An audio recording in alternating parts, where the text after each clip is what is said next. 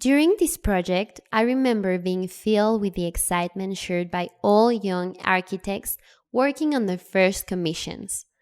Without that untamed enthusiasm for materializing something, we wouldn't have been able to convince clients that we were the right people for the job, nor dared ourselves to coexist with an original design by Luis Barragan and Max Cheto.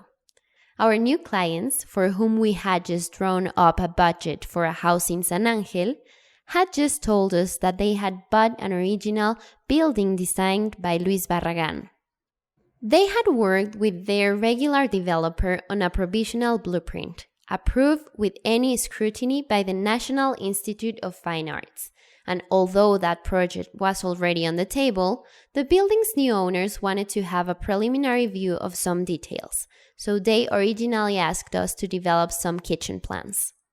A week later, Andrea and I were at their offices, showing them kitchens, and at our own risk, we offered our ideas about cabinetry, finishes, and bathrooms. Today, we have fond memories of the effort we went to. Although we could be considered to have gone beyond our brief, I can still understand why we did it. We had been given an extraordinary opportunity to make an intervention on a building of true historic significance, and we wanted to show some get up and go, some drive. Our clients and their developer took our gesture well, and they gave us the commission to go ahead with the refurbishment. The modern building bears little trace of Barragan and has a more internationalist style, showing the influence of Max Cheto, who injected a large dose of Bauhaus. When our clients acquired the building, it looked faded and hard to decipher. Despite being in a rapidly gentrifying neighborhood, in a city like ours, modern treasures are usually ignored in favor of older jewels. At the front was an awning that belonged to a sandwich shop, Tortas Pepe, that had ruled over the building for some years. The beautiful inner courtyard had been roofed over for a ground floor commercial storeroom, and one of the double-height spaces had been divided in two in order to create another bedroom. Many of the cement tile floors had been replaced by decorative ceramic tiles, probably made in China. This shows the magnitude of our task in trying to work out the right approach to take. In interviews given during later stage in his professional life, Barragan denied that the building held any architectural value. He even disparaged it as a merely commercial project. Here it's worth pointing out that the building has 4 double-height painting studios, each one with their respective mezzanine, not one with a single bedroom. What could have been the business idea behind such an unusual design? Instead, it seemed more like a tribute to the fashions imposed by Le Corbusier across much of the world. This disavowal led us to conduct more in-depth research into other Mexican architects such as Mario Pani and Juan O'Gorman.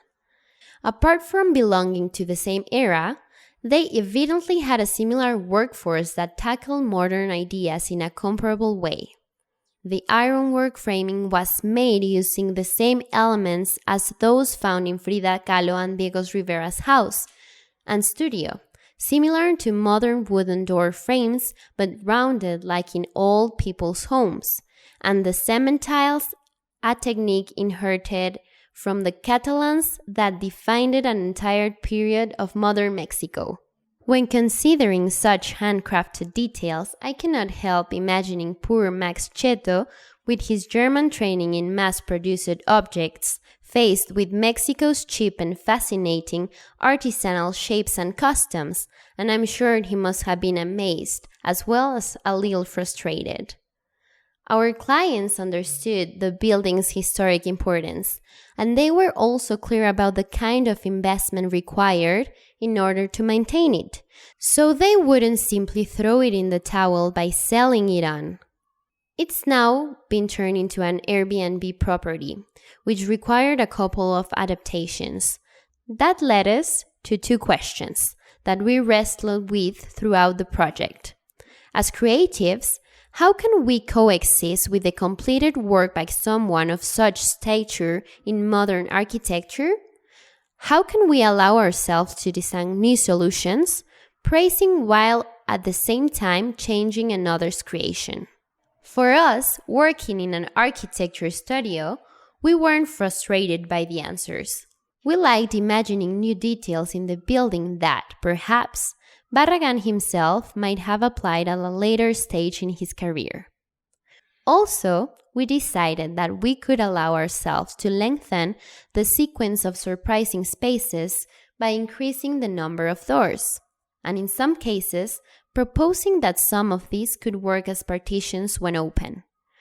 We also really enjoyed making changes to floors with new layouts and indicating them with subtle symbols, such as encrusted brass door seals.